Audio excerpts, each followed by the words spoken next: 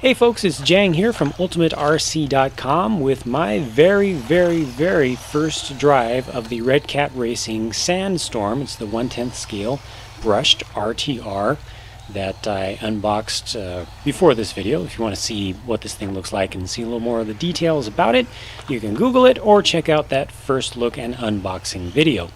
Now, in addition to this being the first time I've run it, completely box stock with the stock battery, it's also my first time running on this new track layout at NorCal Hobbies, the outdoor 1/10 scale layout. So in addition to being new to the car and unfamiliar with it and being half blinded by a big old camera in my face, I'm also unfamiliar with the layout, so I don't know where I'm going.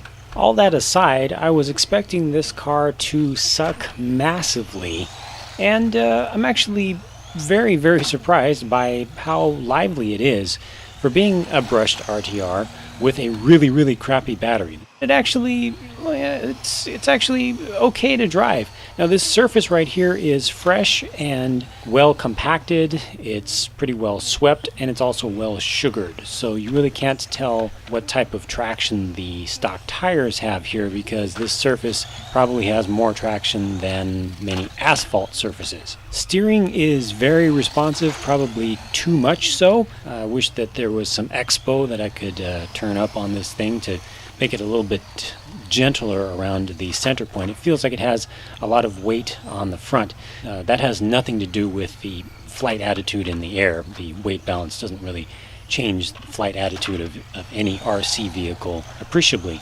However, it definitely is going to change the initial steering input. What's really sad about this thing, though, is the suspension setup, and I knew that was going to be the case just from the initial look at it.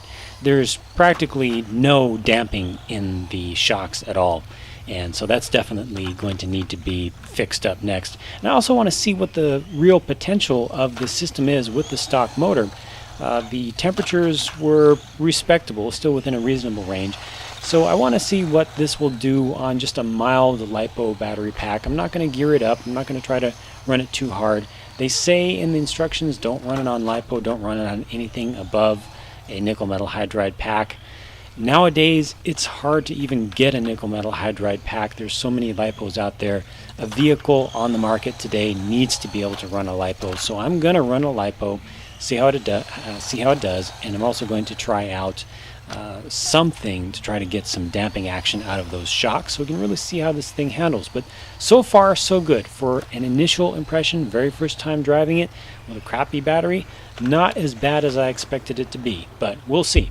I'll follow up with more driving impressions in my next driving video of this car, but for now that's it. So I'll let you just watch and listen for the last lap.